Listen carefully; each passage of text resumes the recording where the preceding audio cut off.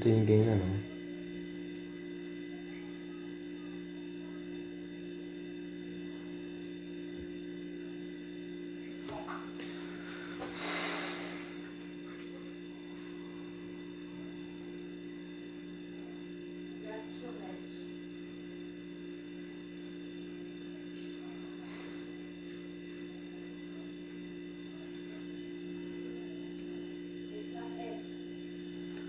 Oi, senhor Giovana, boa noite. Seja bem-vinda aí. Vamos ir mais fundo aí mais uma vez.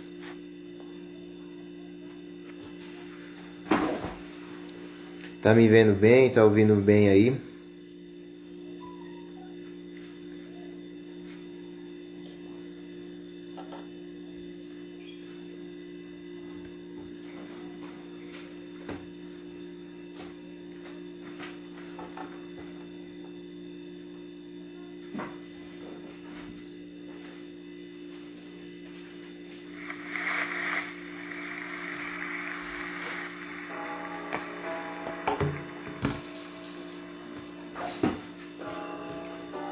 Pai do senhor, Rebeca.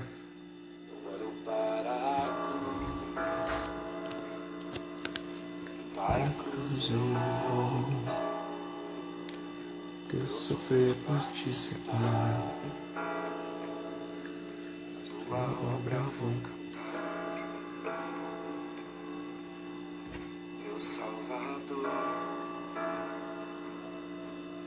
na cruz mostrou o amor do Pai, do justo Deus. Pela cruz me chamou, gentilmente me atraiu e eu, sem palavras, me aproximo, quebrantado. Esperar mais um minutinho, que aí a Thalita tá voltando aqui pra me ajudar. Aí a gente já começa. Merecida vida, de graça recebi, por sua cruz.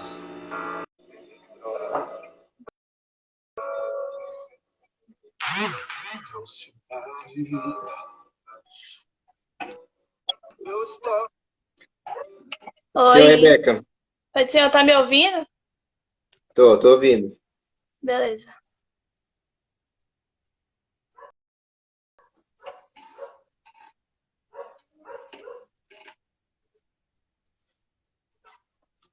Oi, senhor, galera.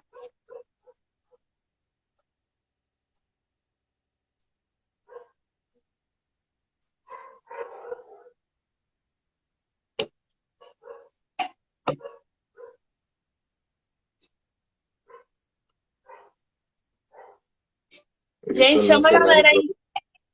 Oi? Tô no cenário improvisado hoje aqui.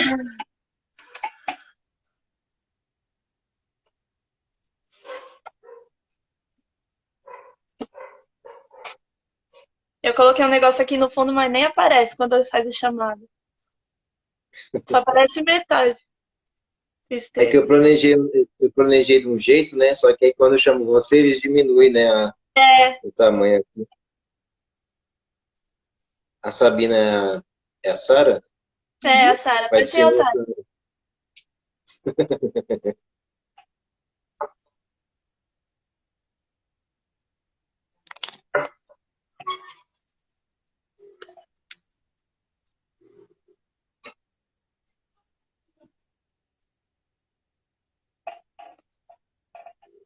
Tudo certo aí, Rebeca? Tudo certo. Bora lá, então. Pessoal, para quem está chegando agora, meu nome é Vitor, esse aqui é o canal Mais Fundo. E o nosso objetivo, através desse canal, é desenvolver na vida das pessoas que assistem os nossos vídeos, que consomem nosso conteúdo, uma vida devocional com Deus que ela vá além dos cultos, né? Que ela vá além daquelas quatro paredes da igreja e que seja uma vida devocional relevante para a segunda-feira também, né? Para os outros dias. Que a nossa vida com Deus não fique contida só na igreja, que ela salte para fora, né? Ou que seja chamado para fora. E é isso que significa a igreja, né? Chamados para fora.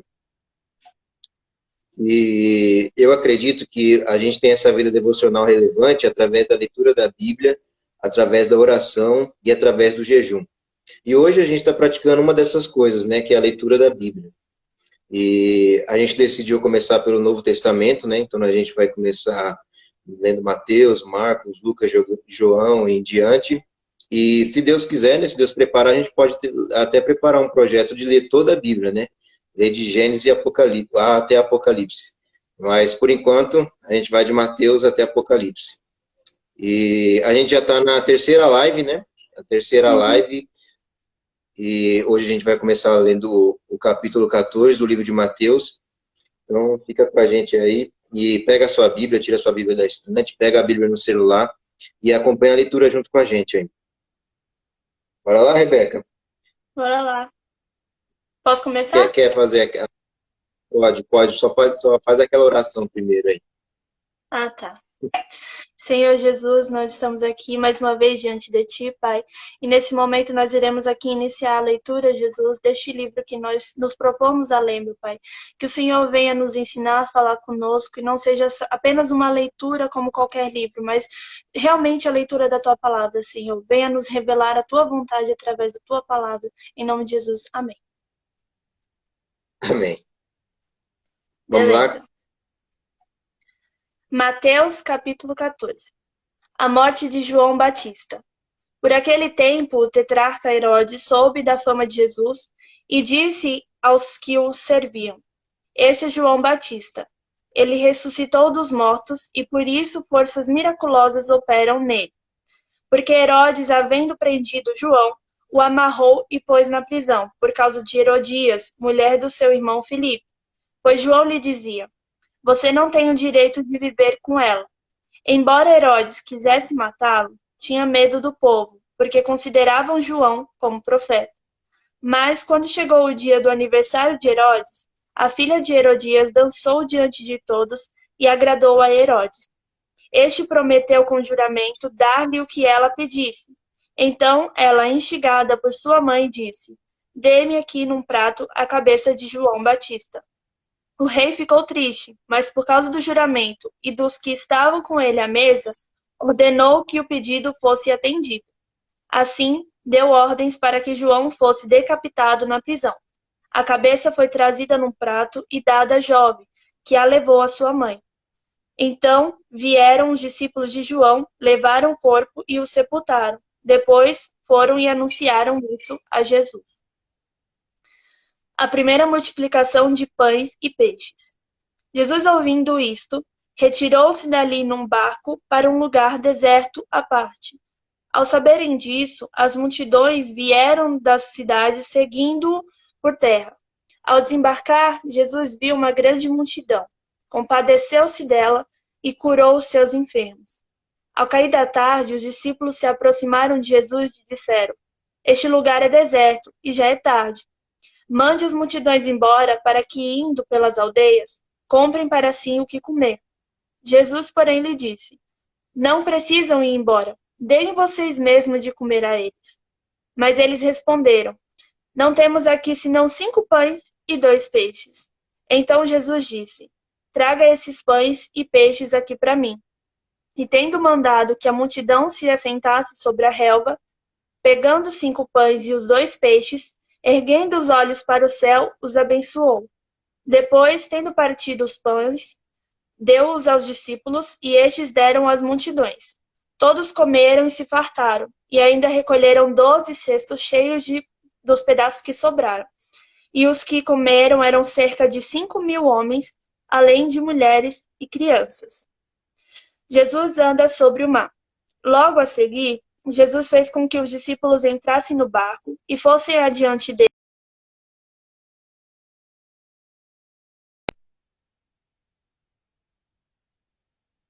a fim de orar sozinho. Ao cair da tarde, lá estava ele só. Entretanto, o barco já estava longe, a uma boa distância da terra, açoitado pelas ondas, porque o vento era contrário. De madrugada, Jesus foi até onde eles estavam, andando sobre o mar. Os discípulos, porém, vendo-o andar sobre o mar, ficaram apavorados e disseram: É um fantasma!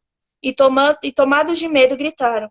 Mas Jesus imediatamente lhes disse: Coragem, sou eu, não tenha medo. Então Pedro disse: Se é o Senhor mesmo, mande que eu vá até aí andando sobre as águas. Jesus disse: Venha. E Pedro, descendo do barco, andou sobre as águas e foi até Jesus. Reparando, porém, na força do vento, teve medo, e começando a afundar, gritou: Salve-me, Senhor! E prontamente Jesus, estendendo a mão, segurou e disse: Homem de pequena fé, por que duvidou? Subindo ambos para o barco, o vento cessou, e os que estavam no barco o adoraram, dizendo: Verdadeiramente, o Senhor é o Filho de Deus. Jesus cura em Genezaré. Estando lá, já do outro lado, chegaram à terra de Genezaré. Quando as pessoas daquela terra o reconheceram, mandaram avisarem todos aqueles arredores e lhes trouxeram todos os enfermos, e pediam-lhe que, ao menos, pudessem tocar na borda da sua roupa, e todos os que tocavam nela ficaram curados. Amém. Bora lá. Quer falar alguma coisa, não? Então, eu queria comentar um negócio que eu vi, eu tava vendo. Eu havia comentado antes em outra live que o Douglas Gonçalves, né, do Tizoscope, ele estava Sim. fazendo o Mateus comentado, né? E ele estava lendo essa passagem aqui da multiplicação, da primeira multiplicação, e ele falou uma coisa que eu achei assim sensacional, né? Que ali aquele menino, né, que era um menino que tinha levado esses 2 pães, 5 pães e 2 peixinhos, né? Ele tinha levado ali a marmita dele, né? E Jesus pede, quando as pessoas estão ali reunidas, elas estão com fome ali naquela situação, e aí os discípulos vão até Jesus e vai falar que eles precisam se alimentar, por isso eles precisam voltar para as suas casas, né? Falando para Jesus despedir as pessoas. E eles só falam assim: olha, a gente precisa alimentar essas pessoas. E aí Jesus fala assim: vocês deem a eles de comer. Tipo assim, tem um monte de gente aqui com fome, você não, né? E dê a eles de comer. E os discípulos falam, mas como assim? A gente só tem 5 pães e 2 peixinhos. E aí é quando ele fala, tragam para mim, né, esses 5 pães e 2 peixinhos. E uma coisa que ele falou é que assim, aquele menino tinha levado a marmita dele. E da marmita dele o Senhor alimentou multidões. Então, às vezes, a gente acha que a gente tem a responsabilidade de alimentar multidões, mas a gente só tem a responsabilidade de fazer a nossa marmita, porque Deus pode usar a nossa marmita para alimentar multidões. Eita. Esse é forte, hein? Aí o cara foi mais fundo mesmo, hein? Muito bom. Uma das coisas que eu percebi tanto nessa multiplicação quanto quando Jesus anda sobre as águas, fala bastante sobre fé também, né? Sim. E engraçado que Pedro chega a andar, né? Ele viveu o sobrenatural, mesmo assim ele duvidou. Mas uma coisa também que ele tinha falado nessa live aí é que, na verdade, ele não creu na falta de poder de Jesus fazer isso. Ou que ele tinha que Jesus poderia salvar ele quando ele afundou. Tanto é que ele pede para Jesus salvar. Ele não creu que ele podia viver aquilo que o Senhor proporcionou para ele viver. Ele não tinha fé nele mesmo, ou que Deus pudesse usar ele. O negócio tá forte hoje, hein? Mais alguma coisa aí? Não. Bora lá, então. Mateus, capítulo 15. Ensino sobre a pureza interior. Então, alguns fariseus e mestres da lei chegaram de Jerusalém para ver Jesus e lhe perguntaram: por que os seus discípulos desobedecem à tradição dos líderes religiosos? Eles não respeitam a cerimônia de lavar as mãos antes de comer. Jesus respondeu: e por que vocês, com suas tradições, desobedecem ao mandamento de Deus? Pois Deus ordenou: honre seu pai e sua mãe, e quem insultar seu pai ou sua mãe será executado. Em vez disso, vocês ensinam que, Se alguém disser a seus pais, sinto muito, mas não posso ajudá-los, jurei entregar como oferta a Deus aquilo que eu teria dado a vocês. Não precisará mais honrar os seus pais. Com isso, vocês anulam a palavra de Deus em favor de sua própria tradição. Hipócritas! Isaías tinha razão quando assim profetizou a seu respeito. Este povo me honra com os lábios, mas o coração está longe de mim. Sua adoração é uma farsa, pois ensinam ideias humanas como se fossem mandamentos divinos. Jesus chamou a multidão para perto de si e disse: ouçam e procurem entender. Não é o que entra pela boca que os contamina. Vocês se contaminam com as palavras que saem dela. Então os discípulos vieram e perguntaram: o senhor sabe que ofendeu os fariseus com isso que acabou de dizer? Jesus respondeu: toda planta que meu Pai Celestial não plantou será arrancada pela raiz. Portanto, não façam caso deles. São guias cegos, conduzindo cegos, e se um cego conduzir outro, ambos cairão numa vala. Então Pedro disse: explique-nos a parábola de que as pessoas não são contaminadas pelo que comem. Ainda não entendem? Perguntou Jesus. Tudo o que comem passa pelo estômago e vai para o esgoto, mas as palavras vêm do coração, e é isso que os contamina. Pois do coração vêm maus pensamentos, homicídio, adultério, imoralidade sexual, roubo, mentiras e calúnias.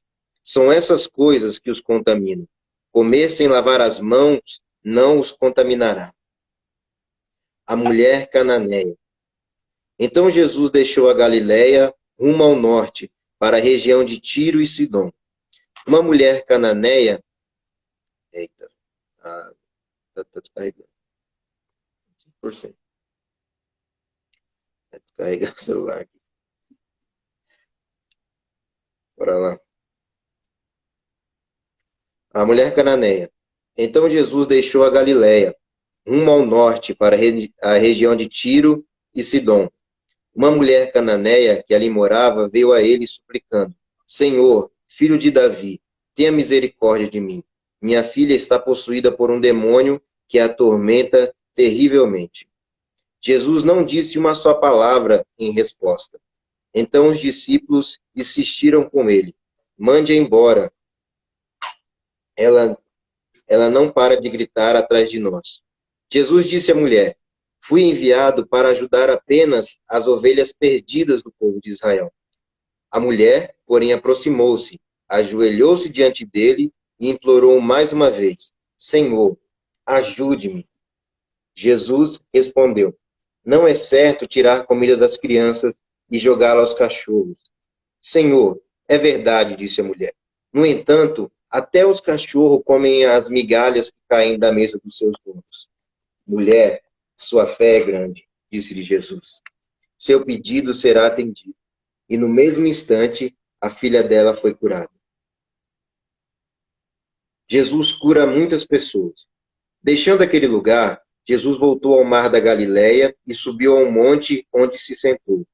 Uma grande multidão veio e colocou diante dele aleijados, cegos, paralíticos, mudos e muitos outros, e ele curou a todos.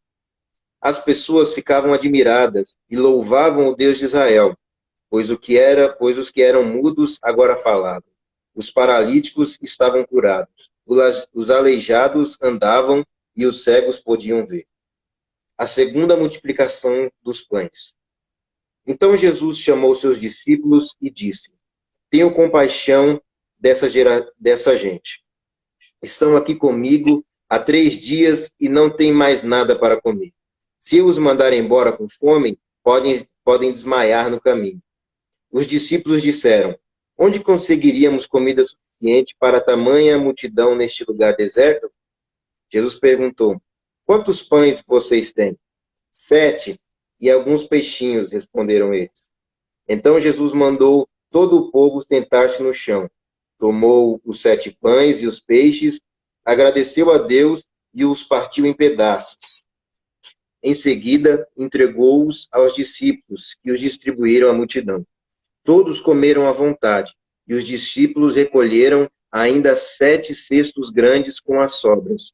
Os que comeram foram 4.000 homens, sem contar mulheres e crianças.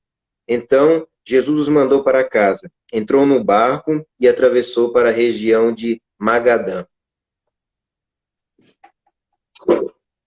Vai comentar alguma coisa?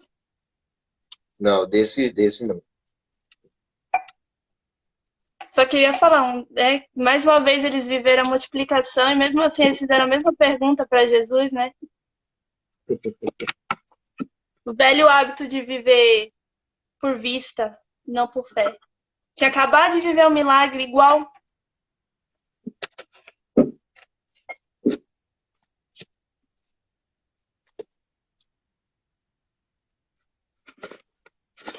Pode ir aí, Rebeca, pode continuar. Tá difícil hoje aqui.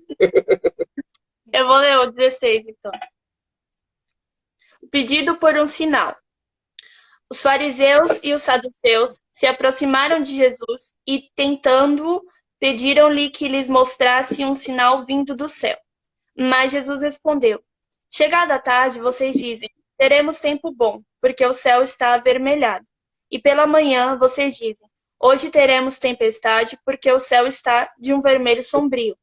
Na verdade, vocês sabem interpretar a aparência do céu. Então, como não são capazes de interpretar os sinais dos tempos? Uma geração perversa e adúltera pede um sinal, mas nenhum sinal lhe será dado, senão o de Jonas. E deixando-os, Jesus se retirou. O fermento dos fariseus e dos saduceus. Ora, tendo os discípulos passado para outra margem do lago, esqueceram-se de levar pão. E Jesus lhes disse: Fiquem atentos e tenham cuidado com o fermento dos fariseus e dos saduceus. Eles, porém, começaram a discutir entre si, dizendo: Ele diz isso porque não trouxemos pão. Jesus percebeu isso e perguntou: Por que vocês estão discutindo entre vocês, homens de pequena fé, sobre o fato de não terem pão? Vocês ainda não percebem nem se lembram dos 5 pães para 5.000 homens e de quantos cestos vocês recolheram? Nem dos 7 pães para 4.000 e quantos cestos vocês recolheram? Como não compreendem que eu não estava falando com vocês a respeito de pães? Tenha cuidado com o fermento dos fariseus e dos saduceus. Então, entenderam que Jesus lhes tinha dito que estivessem cuidado não com o fermento usado no pão, mas com a doutrina dos fariseus e saduceus. A confissão de Pedro. Indo Jesus para a região de Cesareia de Filipe, perguntou aos seus discípulos: Quem os outros dizem que é o Filho do Homem? E eles responderam: Uns dizem que é João Batista, outros dizem que é Elias, e outros dizem que é Jeremias ou um dos profetas. Ao que Jesus perguntou: E vocês, quem dizem que eu sou? Respondendo, Simão Pedro disse: O Senhor é o Cristo, o Filho do Deus vivo. Então Jesus lhe afirmou: Bem-aventurado é você, Simão Bar-Jonas, porque não foi a carne e sangue que revelaram isso a você, mas meu Pai que está nos céus. Também eu lhes digo que você é Pedro, e sobre esta pedra edificarei a minha igreja, e as portas do inferno não prevalecerão contra ela. Eu lhe darei as chaves do reino dos céus. O que você ligar na terra terá sido ligado nos céus, e o que você desligar na terra terá sido desligado nos céus. Então Jesus ordenou aos discípulos que não dissessem a ninguém que ele era o Cristo. Jesus prediz a sua morte e ressurreição. Desde esse tempo, Jesus começou a mostrar aos seus discípulos que era necessário que eles fossem para Jerusalém, que ele fosse para Jerusalém, sofresse muitas coisas nas mãos dos anciãos, dos principais sacerdotes e dos escribas, fosse morto e no terceiro dia ressuscitasse. Então Pedro, chamando-o à parte, começou a repreendê-lo, dizendo: Que Deus não permita, Senhor. Isso de modo nenhum irá acontecer. Mas Jesus, voltando-se, disse a Pedro: Saia da minha frente, Satanás. Você é para mim uma pedra de tropeço, porque não leva em consideração as coisas de Deus, e sim a dos homens. Tome a sua cruz. Então Jesus disse aos seus discípulos: Se alguém quer vir após mim, negue a si mesmo, toma a sua cruz e siga-me. Pois quem quiser salvar a sua vida, a perderá. E quem perder a vida por minha causa, esse a achará. De que adiantará uma pessoa ganhar o mundo inteiro e perder a sua alma? Ou que dará uma pessoa em troca de sua alma? Porque o Filho do Homem há de vir na glória de seu Pai, com seus anjos, e então retribuirá a cada um conforme as suas obras. Em verdade lhes digo, que dos que aqui se encontram, existem alguns que não passarão pela morte até que vejam o Filho do Homem vir no seu reino. E aí? Então, eu queria compartilhar porque eu achei muito forte também em relação à live lá, né? Quando ele estava lendo essa parte, que quando Pedro afirma que ele é o Cristo, né? Antes ele pergunta, né? Quem as pessoas dizem que eu sou? E as pessoas dizem, João Batista, Jeremias, Elias. E assim, ele disse uma coisa, ele criou, né, o Douglas Gonçalves, uma linha de raciocínio para explicar, né? E aí ele disse que quando a gente vai conhecer alguém, geralmente a gente conhece alguém por comparação, né? Mas Jesus era alguém incomparável. Então, como conhecer alguém que não se pode comparar? Apenas tendo um relacionamento com ele. Então, a partir daquele momento que a pessoa tem um relacionamento com Jesus, ela conhece quem ela é. E aí, no versículo 17, ele vai falar, ele vai afirmar a identidade de quem é Pedro, né? Ele vai falar, tu és Pedro. E aí ele falou que quando a gente descobre, tem a revelação de quem Jesus é, ele nos revela quem nós somos. E aí a gente entende, né, que a gente só pode ser encontrado em Jesus, né? E que a gente tem que ser como ele, como foi previsto, né? Ser uma cópia de Jesus. E aí, é isso. E aí, quando ele fala lá embaixo que Jesus não tinha que morrer, né? Passar por aquilo, ali naquela parte, ele tá falando, naquela parte ali, Jesus vê o anticristo, né? Que na verdade, quando a palavra diz que o anticristo já está em nosso meio, é que na verdade o sistema, né, do homem que será levantado como anticristo já está em nosso meio, né? E o anticristo, a principal característica dele é a negação de Jesus, né? Então, ao fazer isso, Pedro estava negando. E uma coisa que ele falou que é tão importante que a gente não percebe, como o sistema do anticristo faz a gente olhar apenas para nós mesmos, não para Jesus, não para o próximo, né? Como ser como Jesus, amar o próximo como nós mesmos, mas pensar em nós. E ele falou uma coisa assim que eu falei, meu Deus, a gente está inserido nisso e nem percebe. Tipo assim, a gente vê um outdoor falar, ame você mesmo, você merece mais, cuide de você mesmo. Aqui Pedro estava falando para ele, se poupe disso, você não precisa passar por Seja isso, a melhor né? versão de você mesmo. Isso. Então, é uma coisa que eu parei para pensar, meu, isso é o discurso que mais reina na sociedade hoje em dia. E isso é totalmente contrário ao que Jesus mandou a gente ser.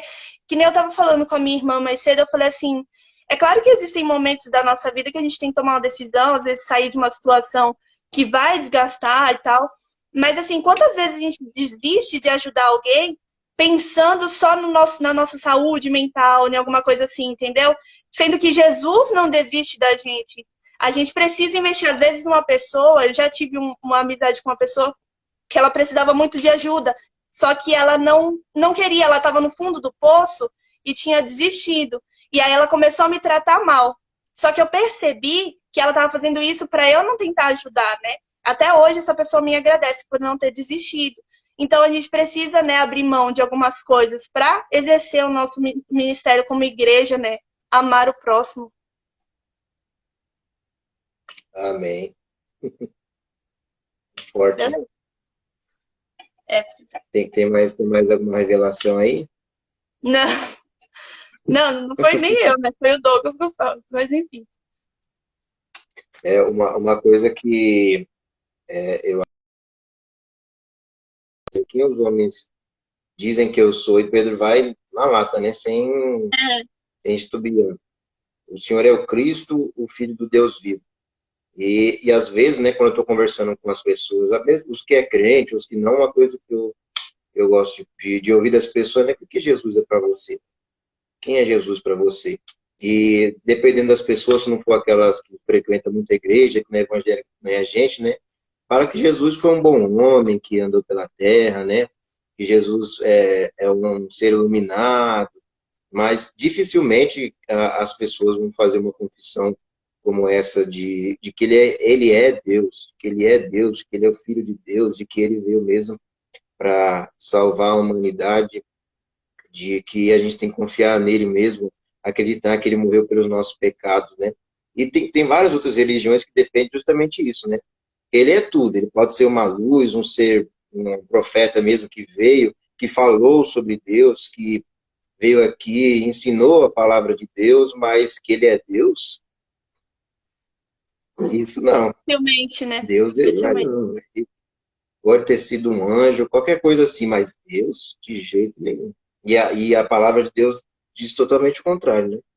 Ele, quando Pedro faz a afirmação, ele vai e confirma, né? Nessa e outras passagens, né? Sim. Bora lá. Vamos lá, então. Mateus, capítulo 17. A transfiguração. 6 dias depois, Jesus levou consigo Pedro e os dois irmãos, Tiago e João, até um monte alto. Enquanto os três observavam, a aparência de Jesus foi transformada de tal modo que seu rosto brilhava como o sol e as suas roupas se tornavam brancas como a luz. De repente, Moisés e Elias apareceram e começaram a falar com Jesus. Pedro exclamou: Senhor, é maravilhoso estarmos aqui. Se quiser, farei 3 tendas. Uma será sua, uma de Moisés e outra de Elias. Enquanto ele ainda falava, uma nuvem brilhante os cobriu, e uma voz que vinha das nuvens disse: Este é o meu filho amado, que me dá grande alegria. Ouçam-no. Os discípulos ficaram aterrorizados e caíram com o rosto em terra. Então Jesus veio e os tocou. Levantem-se, disse ele. Não tenham medo. E quando levantaram os olhos, viram apenas Jesus. Enquanto desciam do monte, Jesus lhes ordenou: Não contem a ninguém o que viram, até que o Filho do Homem ressuscite dos mortos. Os discípulos lhe perguntaram: Por que os mestres da lei afirmam que é necessário que Elias volte antes que o Cristo venha? Jesus respondeu: De fato, Elias vem e restaurará tudo. Eu, porém, lhes digo: Elias já veio, mas não o reconheceram e preferiram maltratá-lo. Da mesma forma, também farão o Filho do Homem sofrer. Então os discípulos entenderam que ele estava falando de João Batista. Jesus cura um menino possuído por demônio. Ao pé do monte, uma grande multidão os esperava. O homem veio, ajoelhou-se diante de Jesus e disse: Senhor, tenha misericórdia de meu filho. Ele tem convulsões e sofre terrivelmente. Muitas vezes cai no fogo ou na água. Eu o trouxe a seus discípulos, mas eles não puderam curá-lo. Jesus disse: Geração incrédula e corrompida, até quando estarei com vocês? Até quando terei de suportá-los? Traga um menino para cá. Então Jesus repreendeu o demônio, e ele saiu do menino, e ficou curado a partir daquele momento. Mais tarde, os discípulos perguntaram a Jesus em particular: Por que não conseguimos expulsar aquele demônio? Porque a sua fé é muito pequena. Jesus respondeu: Eu lhes digo a verdade. Se tivessem fé, ainda que do tamanho de uma semente de mostarda, poderiam dizer a este monte: Mova-se daqui para lá, e ele se moveria. Nada seria impossível para vocês, mas essa espécie não sai senão com oração e jejum. Jesus prediz a sua morte pela segunda vez. Quando voltaram a se reunir na Galileia, Jesus lhes disse: O Filho do Homem será traído e entregue em mãos humanas. Será morto, mas no terceiro dia ressuscitará. E os discípulos se encheram de tristeza. O pagamento do imposto do templo. Quando Jesus e seus discípulos chegaram a Cafarnaum, os cobradores do imposto do templo abordaram Pedro e lhe perguntaram: seu mestre não paga o imposto do templo? Sim, paga, respondeu Pedro. Em seguida, entrou em casa. Antes que ele tivesse oportunidade de falar, Jesus lhe perguntou: o que você acha, Simão? O que os reis costumam fazer? Cobrar impostos de seu povo ou dos povos conquistados? Cobram dos povos conquistados, respondeu Pedro. Pois bem, disse Jesus, os cidadãos estão isentos. Mas, como não queremos que se ofendam, desça até o mar e jogue o anzol.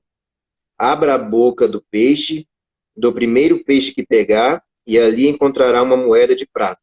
Pegue-a e use-a para pagar os impostos por nós dois. Tem uma coisa que eu gostaria de falar, justamente dessa parte da transfiguração, né? E bate muito com o nosso propósito aqui do Mais Fundo. A Bíblia diz aqui no começo do capítulo 17 que eles subiram ao monte, aí lá apareceu Elias e Moisés. Aí teve aquele momento todo e tal, e Pedro já fala, vamos montar a nossa tenda aqui. Se eu quiser, eu faço uma tenda para cada um aqui e a gente vai ficar aqui nesse manto, nessa igreja, nesse templo aqui, nesse mistério aqui. E é interessante que depois Jesus fala para eles, né, para descer, para eles se levantar, para eles sair daquele lugar. E eu estava ouvindo o Brunão Morada, junto com o Douglas, né, no podcast do Jesus Cop, ele falando justamente sobre isso, né, que Jesus é aquele que leva a gente para o monte, para a gente sentir a presença, para a gente ver coisas sobrenatural, só que ele é o mesmo que diz, levanta, vamos descer agora. Né, Pedro está lá naquela coisa do manto, vamos continuar esse negócio aqui, essa revelação está muito boa, aí Jesus vai falar, não, vamos descer. Né? Tem um pastor lá de Santa Catarina, lá, o pastor Jackson, né, a gente chama de Jack, ele fala justamente disso, né, de você se encher de Deus, né, de você pegar, quando você vai fazer uma visita, por exemplo, você orar, fazer aquela coisa tudo, e depois sair para poder fazer uma visita ou para pregar. Porque primeiro você se enche de Deus, né, para depois você compartilhar. E é justamente isso que acontece aqui, né? Jesus, ele faz aquela coisa toda, leva os discípulos para o monte, né? Tem a revelação de Elias, de Moisés, mas depois que eles estão cheios ali, depois que eles viram aquelas coisas todas, tem que descer, né? Não é para ficar só com eles, aquela revelação. Não é para montar tenda, para poder ficar só ali vendo, e enquanto tem gente lá embaixo do monte que está precisando ouvir a palavra, né? Exatamente. Exatamente. E aqui uma parte que me chamou a atenção também, 17 e 16, né, capítulo 17, versículo 16, apresentei-o aos seus discípulos, mas eles não puderam curá-lo. Né, que o homem, o pai da criança, né, mostrou ali, pediu para que eles fizessem algum milagre de salvasse o filho dele, e os discípulos não puderam curar pela falta de fé, que Jesus mesmo vai dizer depois, né, quando eles perguntam por que a gente não conseguiu fazer isso, eles falam que a fé de vocês é pequena, né? E engraçado que quando as pessoas vão falar dessa passagem, elas sempre demarcam muito que esse espírito em específico só seria expulso com oração e jejum. E uma coisa que eu vi quando eu estava assistindo a live do Douglas Gonçalves é que ele falou que a oração e o jejum fazem com que a gente fortaleça a nossa fé, que é o mais importante para que a gente venha fazer aquilo que o Senhor nos entregou para fazer, porque Ele nos deu autoridade para realizar também os mesmos sinais que Ele fez, né? Ele diz isso na palavra dele. E às vezes a gente não vê acontecendo hoje em dia porque nós não temos mais fé para que isso aconteça.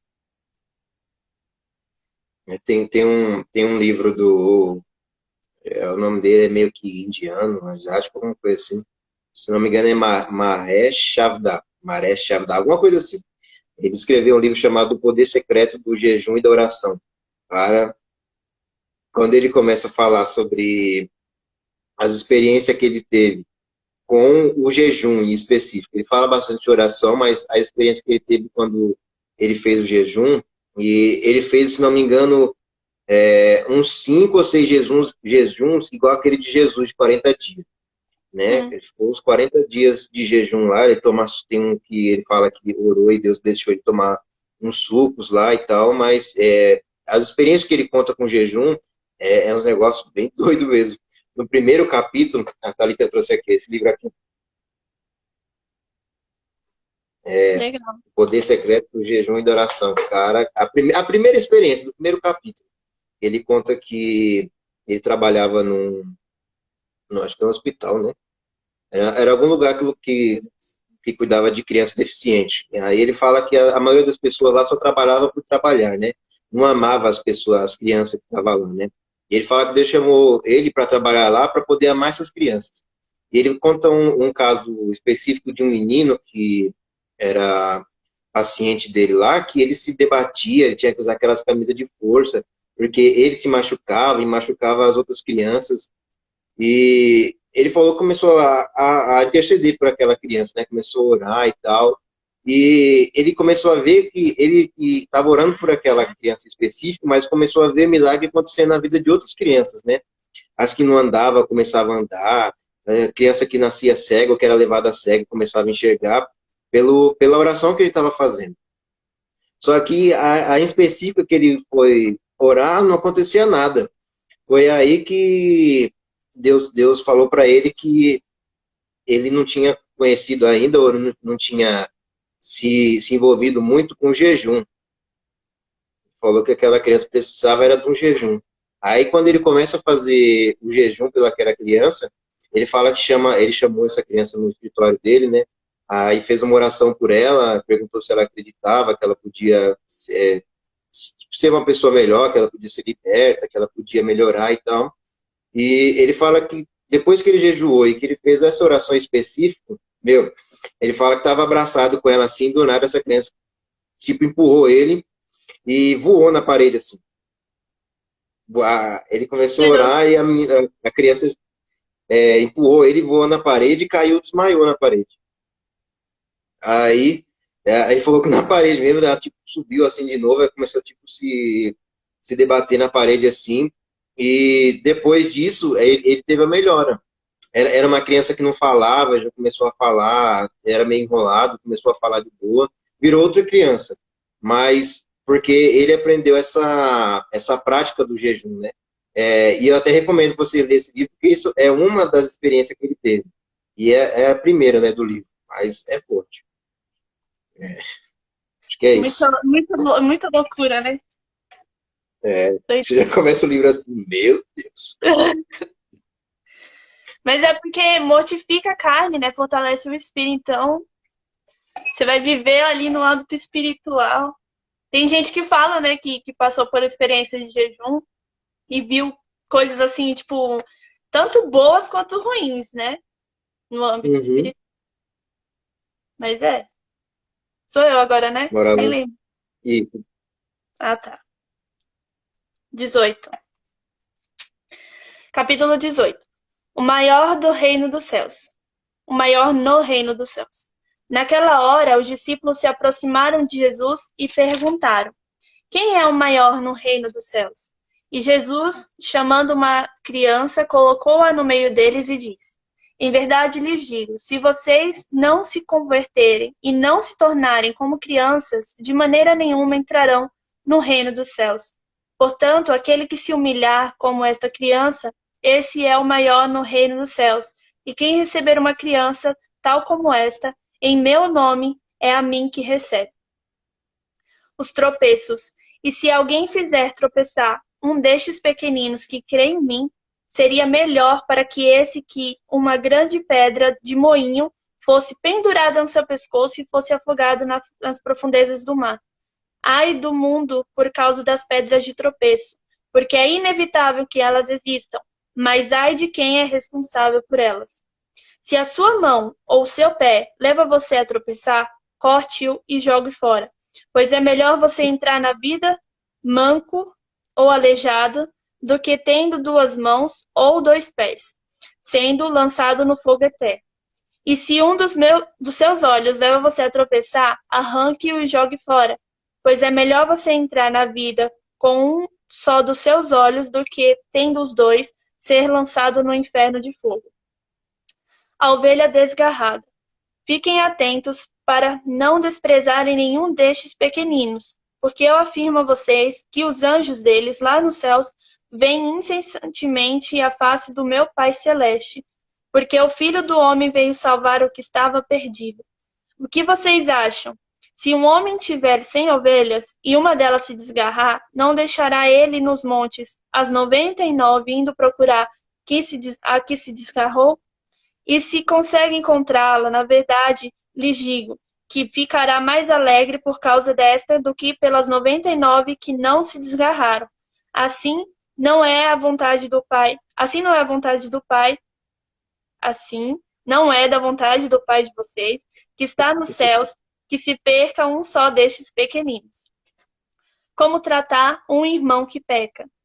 Se o seu irmão pecar contra você, vá e repreenda-o em particular. Se ele ouvir, você ganhou o seu irmão. Mas se não ouvir, leve ainda com você uma ou duas pessoas, para que pelo depoimento de 2 ou 3 testemunhas, toda a questão seja decidida. E se ele se recusar a ouvir essas pessoas, exponha o assunto à igreja. E se ele se recusar a ouvir também a igreja, considere-o como gentil e publicano. Em verdade lhes digo que tudo que ligarem na terra terá sido ligado nos céus, e tudo que desligarem na terra terá sido desligado nos céus. Em verdade também lhes digo que se 2 de vocês sobre a terra concordarem a respeito de qualquer coisa que vierem a pedir, isso lhes será concedido por meu Pai que está nos céus. Porque onde estiverem 2 ou 3 reunidos em meu nome, ali estou no meio deles. A parábola do servo que não queria perdoar. Então Pedro, aproximando-se, perguntou a Jesus: Senhor, até quantas vezes meu irmão pecará contra mim, que eu lhe perdoe? Até 7 vezes? Jesus respondeu: Não digo a você que perdoe até 7 vezes, mas até 70 vezes 7. Por isso, o reino dos céus é semelhante a um que resolveu ajustar contas com seus servos, e passando a fazê-lo, trouxeram-lhe um que devia 10.000 talentos. Não tendo ele, porém, com que pagar, o senhor desse servo ordenou que fossem vendidos ele, a mulher, os filhos e tudo que possuía, e que assim a dívida fosse paga. Então o servo, caindo aos pés dele, implorava: Tenha paciência comigo e pagarei tudo ao senhor. E o senhor daquele servo, compadecendo-se, mandou-o embora e perdoou-lhe a dívida. Saindo, porém, aquele servo encontrou um dos seus conservos que lhe devia 100 denários. Agarrando-o, começou a sufocá-lo, dizendo: Pague-me o que você me deve. Então o seu conservo, caindo aos pés dele, pedia: Tenha paciência comigo e pagarei tudo a você. Ele, porém, não quis, pelo contrário, foi e o lançou na prisão até que saldasse a dívida. Vendo seus companheiros o que havia acontecido, ficaram muito tristes e foram relatar ao seu senhor tudo o que havia acontecido. Então o senhor, chamando aquele servo, lhe disse: Servo malvado, eu lhe perdoei aquela dívida toda porque você me implorou. Será que você também não devia ter compaixão do seu conservo, assim como eu tive compaixão de você? E, indignando-se, o senhor entregou aquele servo aos carrascos, até que lhe pagasse toda a dívida. Assim também o meu Pai, que está no céu, fará com vocês, se do íntimo não perdoarem cada um ao seu irmão.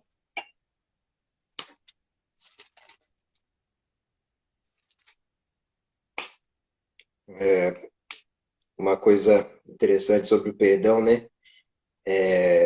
Que quanto maior a dívida, maior é o perdão. Acho que isso foi aprendido com o Douglas também. Porque se você está me devendo 100 reais e eu perdoo essa dívida, né, você vai ficar muito grato, né? Sua gratidão vai ser legalzinha, né? Agora, se você está me devendo 1.000 e eu perdoo, a sua gratidão vai ser maior ainda, né? Mas, e no caso de Jesus, né? Que a dívida que a gente tinha com ele era uma dívida impagável, né? A gente não podia pegar e mesmo assim ele perdoou. E a gente é ingrato. E aí? Então, é isso.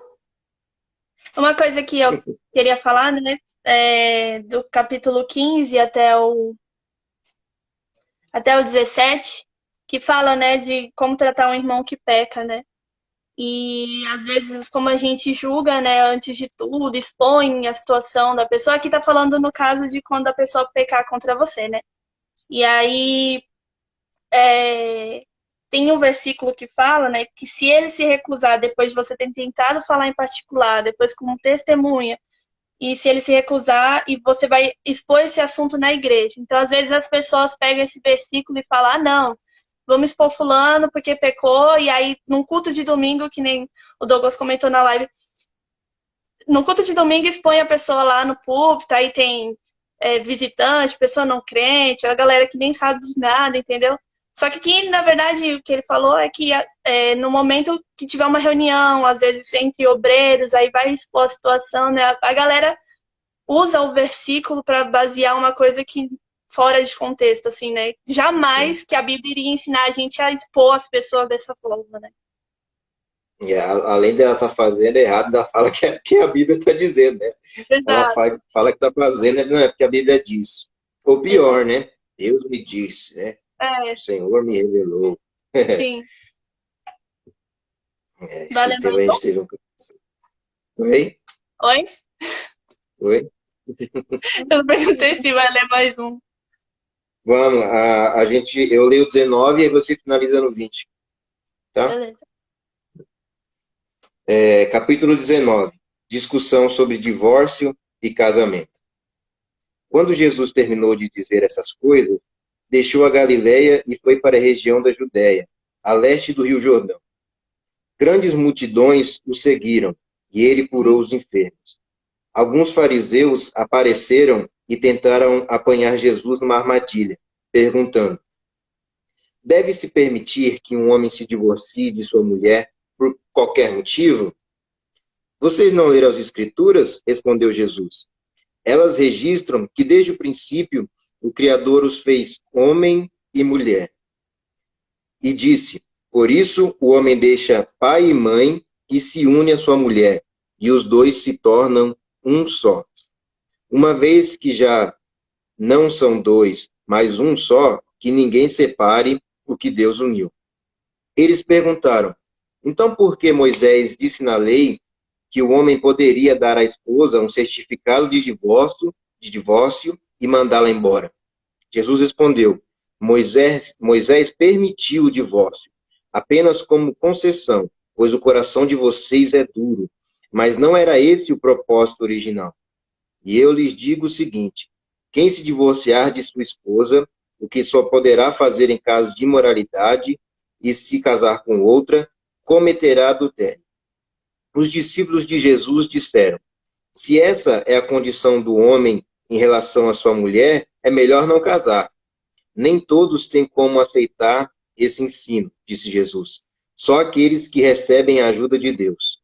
Alguns nascem eunucos, alguns foram feitos eunucos por outros, e alguns a si mesmo se fazem eunucos por causa do reino dos céus. Quem puder, que aceite isso. Jesus abençoa as crianças. Certo dia, trouxeram crianças para que Jesus pusesse as mãos sobre elas e orasse em seu favor. Mas os discípulos repreendiam aqueles que as traziam. Jesus, porém, disse: deixem que as crianças venham a mim. Não as impeçam, pois o reino dos céus pertence aos que são como elas. Então, antes de ir embora, pôs as mãos sobre a cabeça delas e as abençoou. O homem rico. Um homem veio a Jesus com a seguinte pergunta: mestre, que boas ações devo fazer para obter a vida eterna? Por que você me pergunta sobre o que é bom? Perguntou Jesus. Há somente um que é bom. Se você deseja entrar na vida eterna, guarde os mandamentos. Quais? Perguntou o homem. Jesus respondeu: não mate, não cometa adultério, não roube, não dê falso testemunho. Honre seu pai e sua mãe, ame o seu próximo como a si mesmo. Tenho obedecido a todos esses mandamentos, disse o homem. O que mais devo fazer? Jesus respondeu: Se você quer ser perfeito, vá, venda todos os seus bens e dê o dinheiro aos pobres. Então você terá um tesouro no céu. Depois, venha e siga-me. Quando o rapaz ouviu isso, foi embora triste, porque tinha muitos bens. As recompensas do discipulado. Então Jesus disse aos seus discípulos: Eu lhes digo a verdade. É muito difícil um rico entrar no reino dos céus. Digo também, é mais fácil um camelo passar pelo buraco de uma agulha que um rico entrar no reino de Deus. Ao ouvir isso, os discípulos ficaram perplexos e perguntaram: Então quem pode ser salvo? Jesus olhou atentamente para eles e respondeu: Para as pessoas isso é impossível, mas tudo é possível para Deus. Então Pedro disse: Deixamos tudo para segui-lo. Qual será a nossa recompensa? Jesus respondeu: Eu lhes garanto que, quando o mundo for renovado e o Filho do Homem se sentar em seu trono glorioso, vocês, que foram meus seguidores, também se sentarão em 12 tronos para julgar as 12 tribos de Israel.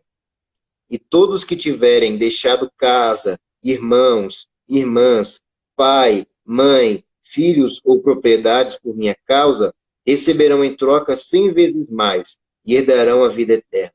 Contudo, muitos primeiros serão os últimos, e muitos últimos serão os primeiros. E aí, Rebeca?